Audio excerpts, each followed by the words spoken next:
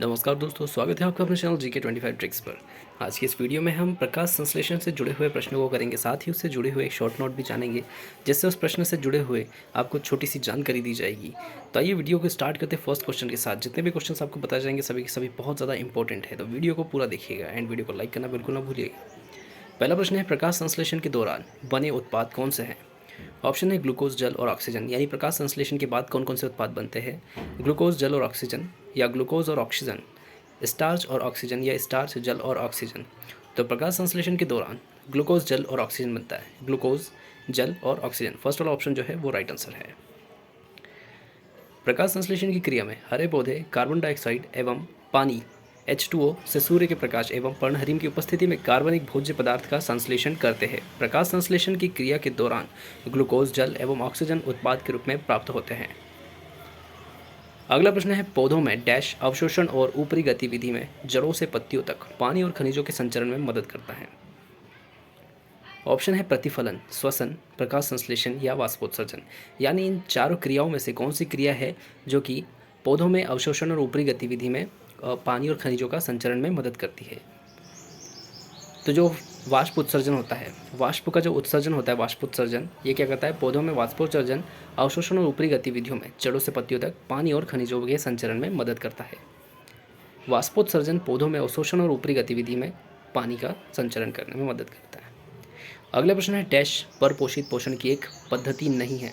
परपोषित यानी कि दूसरों पर आश्रित होना या फिर दूसरी वस्तुओं को भक्षण करके स्वयं को पोषित करना। ऑप्शन है परजीवी, स्वचलित, प्राणी सम या मृत पोषित।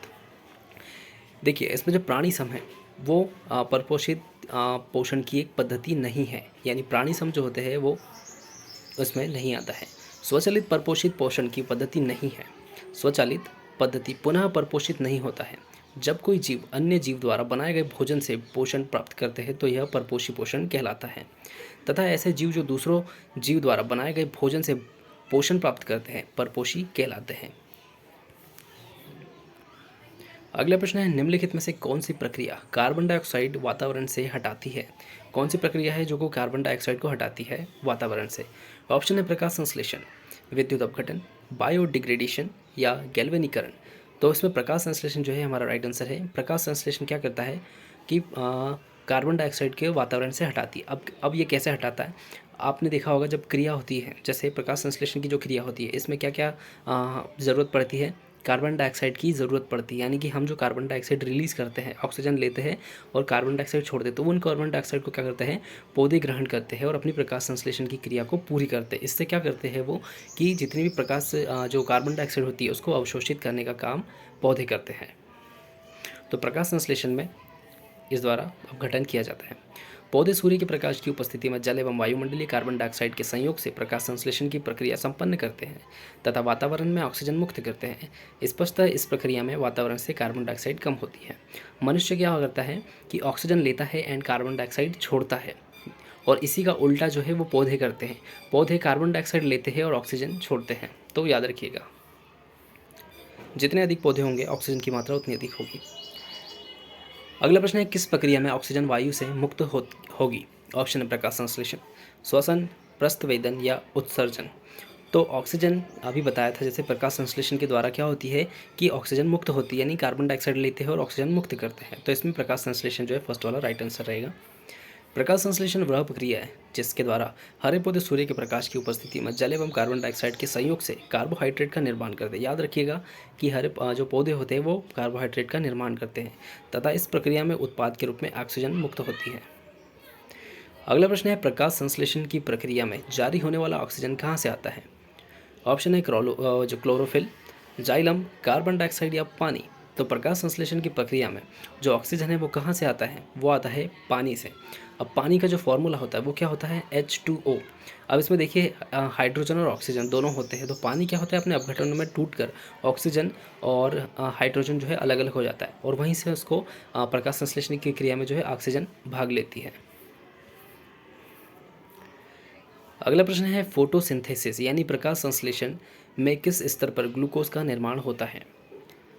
ऑप्शन है रोशनी पर निर्भर प्रतिक्रिया, केल्विन साइकिल के दौरान या केल्विन साइकिल की तरह, फर्मेंटेशन या ऑक्सीडेशन। तो जो प्रकाश संश्लेषण होता है किस स्तर पर होता है, वो केल्विन साइकिल द्वारा मतलब होता है, केल्विन साइकिल द्वारा। पौधे सूर्य के प्रकाश की उपस्थिति में प्रकाश संश्लेषण के माध्यम से अपने भोजन का निर्माण करते हैं। प्रकाश संश्लेषण के दूसरे स्तर में केल्विन चक्र के दौरान ग्लूकोज का निर्माण होता है, यानी केल्विन चक्र के दौरान जो है ग्लूकोज का निर्माण होता है।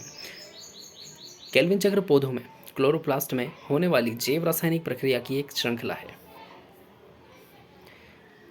अगला प्रश्न है, फाइटोक्रोम का एक प्रशांत रूप है। ऑप्शन है P660, P760, P730, P630। तो फाइटोक्रोम का प्रशांत रूप, तो फर्स्ट वाला जो ऑप्शन है P660, ये उसका प्रशांत रूप होता है।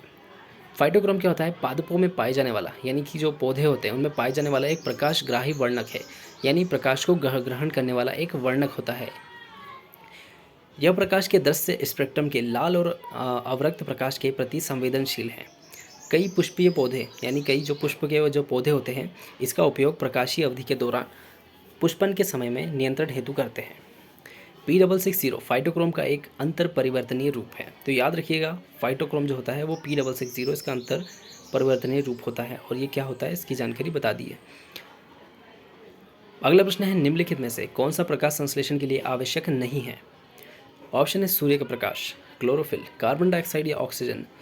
बहुत ही इजी क्वेश्चन है, आप इसका आंसर कमेंट करके बता सकते हैं हमारे आंसर बताने से पहले। तो देखिए इसका जो आंसर होता है वो है फोर्थ वाला ऑक्सीजन। ऑक्सीजन जो है प्रकाश संश्लेषण के लिए आवश्यक नहीं होती है, क्योंकि जो पौधे होते हैं वो प्रकाश संश्लेषण में क्या करते हैं, ऑक्सीजन को रिलीज़ करते हैं, यानी मुक्त करते हैं, और कार्बन डाइऑक्साइड लेते हैं। तो प्रकाश संश्लेषण में ऑक्सीजन की आवश्यकता नहीं पड़ती है, क्योंकि प्रकाश संश्लेषण की जब अभिक्रिया संपन्न होती है उसके बाद ऑक्सीजन मुक्त होती है। पौधों में जल प्रकाश पर्णहीन तथा कार्बन डाइऑक्साइड की उपस्थिति में कार्बोहाइड्रेट्स के निर्माण की प्रक्रिया को प्रकाश संश्लेषण कहा जाता है। इस प्रक्रिया में ऑक्सीजन मुक्त होती है, अतः इसके लिए ऑक्सीजन की आवश्यकता नहीं होती। अगला प्रश्न है, प्रकाश संश्लेषण की प्रक्रिया में पौधे किस ऊर्जा का उपयोग करते हैं। ऑप्शन है गतिज ऊर्जा, रासायनिक ऊर्जा, सौर ऊर्जा या ऊष्मीय ऊर्जा। ये भी प्रश्न कई बार पूछा गया है।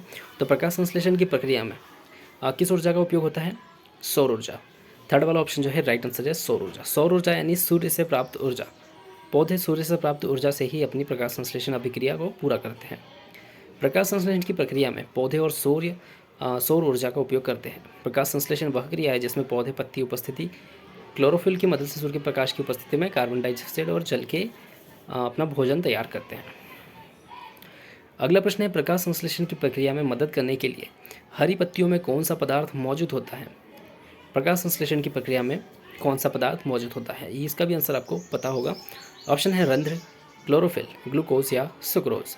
तो प्रकाश संश्लेषण की प्रक्रिया में मदद करने के लिए जो पत्तियों में है क्लोरोफिल पाया जाता है। सेकेंड ऑप्शन राइट आंसर है क्लोरोफिल। तो ये थे हमारे प्रकाश संश्लेषण से जुड़े हुए मोस्ट इंपॉर्टेंट क्वेश्चंस, जो कि कई बार प्रश्न पूछे गए हैं और आपके आने वाले एग्जाम्स में भी पूछे सकते हैं, जैसे बैंकिंग, और अगर रेलवे की आप तैयारी कर रहे हैं, एसएससी और ईपीएफओ जैसे एग्ज़ाम्स अभी आने वाले हैं, तो उसकी अगर आप तैयारी कर रहे हैं तो ये वाले जो क्वेश्चन है आपके लिए बहुत ही ज़्यादा इंपॉर्टेंट है। इससे एक से लेकर 2 प्रश्न जो है आपसे किसी भी परीक्षा में पूछे जा सकते हैं।